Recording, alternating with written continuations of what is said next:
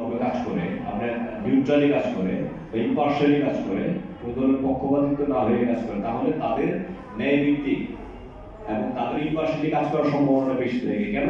কারণ তাদের মধ্যে একটা পার্সেন্টেজ কাজ করে, যদি সে ইম্পার্শিয়ালি কাজ না করে তাহলে তার একটা উপরে একটা শাস্তি হতে পারে এবং পুরো প্রশাসনটাই একটা ইম্পার্শিয়াল একটা লুকে চলে যায়। তো এটা এই কারণে আপনার যখন আপনার দলীয় একটা সরকার ব্যবস্থা যখন আপনার ওই ইম্পার্শিয়াল হবে, তো ওইটার একটা ইফেক্ট আপনার সব প্রশাসনের উপরে। কিছু কিছু ক্ষেত্রে ব্যতিক্রম হতে পারে, সেই কিছু কিছু ব্যতিক্রম নির্বাচনের জন্য যথেষ্ট কিনা এটা নিয়ে আমি একটু সন্দেহ করি। Thank you. আমার মনে হয় আপনার প্রশ্ন উত্তর পেয়েছে। জি, ধন্যবাদ।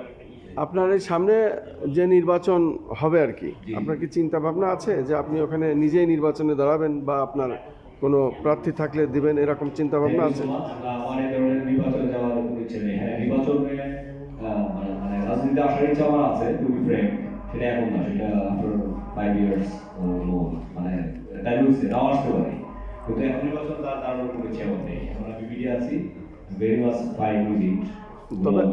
তবে আপনার থিওরিটা, আপনি কি এখন তো অন্তর্বর্তী সরকার, এনাদের কি বরাবর কোনো লিখিতভাবে আপনি জানাইছেন নাকি শুধু সংবাদ সম্মেলনে এটা সংবাদ সম্মেলনে তো জানাই দিচ্ছেন? এটা প্রচার করেন না, আপনাকে তো ডাকতে পারে, কারণ যেহেতু সংবাদ সম্মেলন করলেন আপনার থিওরি।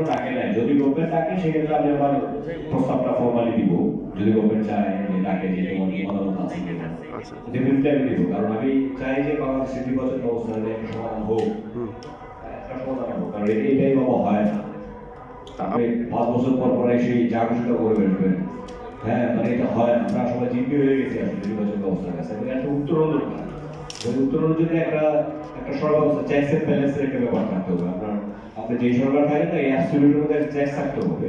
যে আপনার আওয়ামী লীগের পক্ষেও কথা বলার লোক থাকতে হবে, বিএনপির পক্ষ থাকতে, জামাতের পক্ষ থাকতে হবে। তাহলে হবে কি, আপনার ওই নির্দলীয় সরকারও কাউকে সাপ্রেস করতে পারবে না।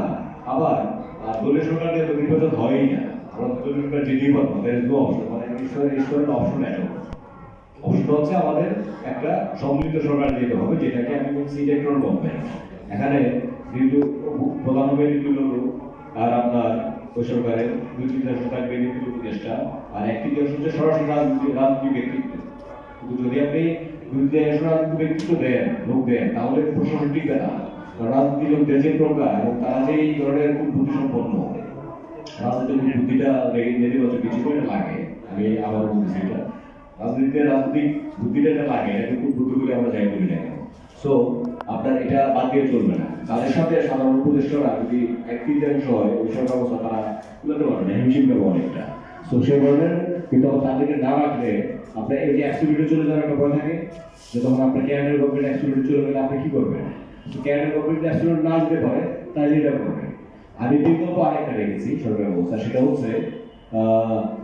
হচ্ছে এই একই সরকার ব্যবস্থা এবং এটাতে শুধুমাত্র যে দলীয় মানে মেজর দলগুলোর যে রাজনৈতিক লোক থাকবে, এটা ছাড়া ওই জায়গাটাতে আপনার মেজর লোকদের সিভিল সোসাইটির প্রতিনিধি থাকবে। সে মনে করেন আওয়ামী লীগ তখন কি করলো, যে তাদের 5% বা তাদের যে ভোটে যেগুলো আছে বিএনপি বা যেমন বড় যে রাজনৈতিক দলগুলো, তাদের যে আপনার পার্সেন্টেজ যতগুলো উপদেষ্টা দেওয়ার কথা, ততগুলো উপদেষ্টা তারা আপনার দিল, কিন্তু তারা নির্দলীয় লোককেই দিল, কিন্তু তাদের পছন্দ মতোই দিল, যাতে করে তারা ওই সরকারে গিয়ে তাদের পক্ষে কথা বলতো, যাতে করে তারা তাদের ন্যায্য অধিকার থেকে নির্বাচন বঞ্চিত না হয়। এমন হচ্ছে তাদের কথা শুনতে গিয়ে তারা আবার সরকার ব্যবস্থাকে ম্যানেজ করে তাদের পক্ষে নির্বাচন দিয়ে বেশি নির্বাচন নয়, অর্থাৎ তাদের স্বার্থরা যেন এখন হানি না হয়। তখন আবার ফরম্যাটটা এক থাকবে না, আপনার অর্ধেক হবে রাজনৈতিকভাবে আসতে পারে, আর আপনার তৃতীয় মানে বাইরের দলগুলোতে থাকতে হবে কিছু, আর কিছু দিবে তখন ওখানে আমার উপদেশ সামনে ডিটেলস আছে জায়গাটাতে। তো কিছু থাকবে আমার উপদেষ্টা থাকবে, এটা প্রেসিডেন্ট দিবে এবং হচ্ছে আপনার প্রধানমন্ত্রী দিবে। এই যে সরকার ব্যবস্থাটা আগে যে বলছি, দুইটা সরকার ব্যবস্থাটা বলতে আমি প্রথম সরকার ব্যবস্থাটাকে মানে আমার কাছে মনে হয়েছে একবারে actual more reasonable synthesis of আপনার কি বলে পলিটিক্যাল গভর্নমেন্ট, আপনার নন পার্টি গভর্নমেন্ট আর নন পার্টি গভর্নমেন্ট। এখন এটা গভর্নমেন্টে ভাবে নিতে পারে। তো আমার যে আরেকটা প্রস্তাব, সরি আপনাকে বলছি, হ্যাঁ আরেকটা আমার সেশনের কথা না, আপনি লাইব্রেরি আমার একটু ইয়ে করি, আমার বাদ রয়েছে এটা। আমি একটা রেফারেন্ডাম চাচ্ছি, গণভোট চাচ্ছি। মানে it should be decided by the people.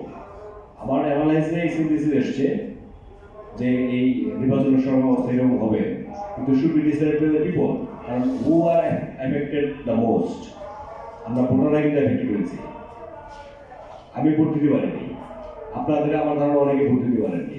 So আমাদের ভোট নিয়ে তো কারচুপি হয়েছে। So it should go back to the people